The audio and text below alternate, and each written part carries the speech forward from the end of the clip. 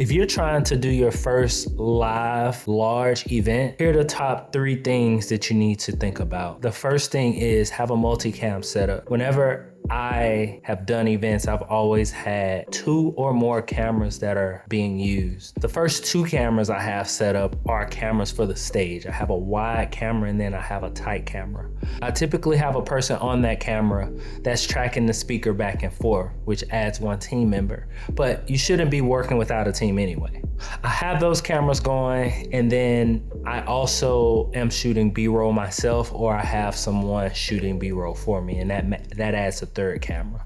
Typically, I'll have 3 roaming cameras shooting B-roll and 2 cameras that are shooting that main stage footage. So we have 5 cameras in rotation altogether, but you don't need that many. Just know that you need to have a multicam setup so that you're able to have all the angles that you need, but you especially need to be able to get the live footage from the stage. And as a bonus, you want to try to get an audio feed from the audio person, either via XLR, I typically use XLR, or miking up the people on stage, which we don't do that anymore because we used to have to go back and forth miking the person going on and off stage whenever we were covering a large event. Now we just use a Zoom F3 or some kind of audio recorder that receives XLR, and we'll get the AV team to feed us an XLR cable from the board so that we can record all of that clean audio. It sounds great,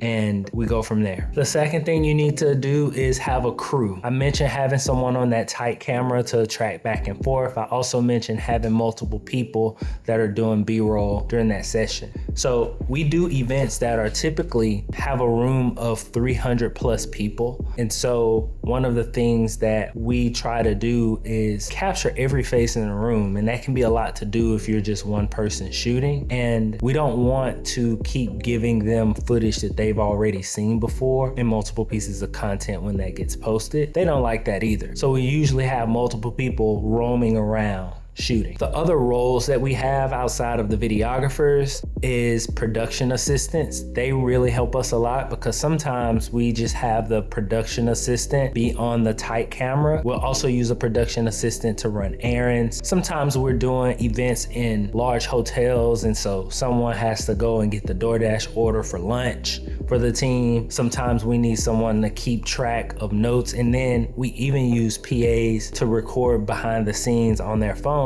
for us whenever we don't have anything else for them to do. They can capture content for our team. The other thing that we have, other than videographers and other than production assistant, is we have an operations person. So that person is non-creative. Their job is to make sure that everything flows the way that it's supposed to. For example, at events, they typically have a schedule or a run of show, but that run of show always changes. I've never been to an event where something didn't change in the schedule. But for the people that are shooting video, it's best for them to just focus on shooting video. They don't need to try and figure out how a change in the run of show really affects them going forward. They just need to focus on doing one job, which is shooting. Because of that, we have an operations person who communicates with the client or communicates with the client's operation person, and they coordinate on changes and stuff. So if something changes during the day or something's gonna change later on throughout the conference, because sometimes we do multi-day conferences,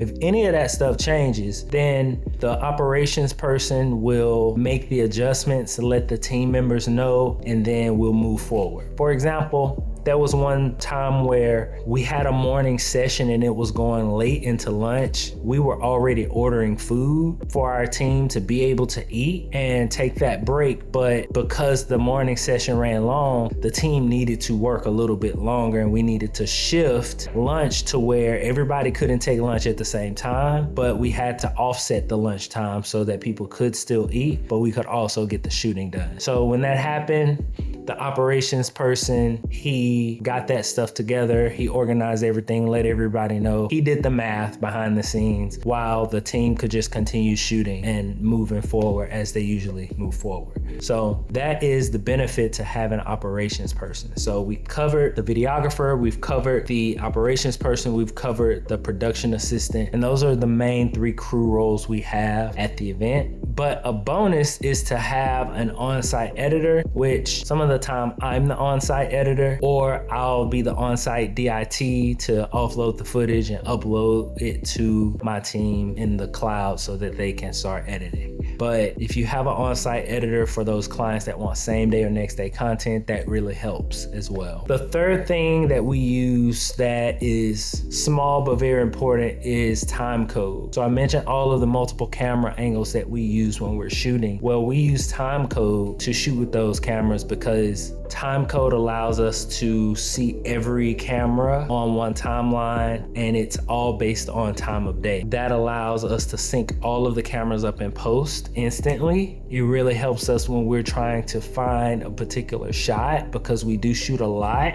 So if we need to find a particular shot and we know what time or around what time that shot was taken, then we can just go directly to that moment. And it really helps us a lot. Not really the team that's shooting, but it really helps the post-production team that's doing the editing to find those shots and get them incorporated into the post-production assets or the videos that we're gonna be making. So that's something that's very important, and something that we definitely take advantage of as well are the timecode boxes. So those are the things that you should think about when you're doing your first large event. If you're doing any event, these are all still good things, but if you're doing a smaller event that has a few people, you may not need as many videographers, you may not need as many cameras. You might only need one PA versus 2 or 3. So it just depends. Honestly, the maximum amount of PAs that we've needed at one time has been just 1. 2's pushing it because one PA not having a full scope of work to do, then they're very flexible and they can move around and put fires out as necessary. So it's always good to have one PA. If you were gonna go do your next event and you could only do one of these things, I would actually recommend you bring a PA. That should be your first hire because that person can help do a whole lot of things under your direction.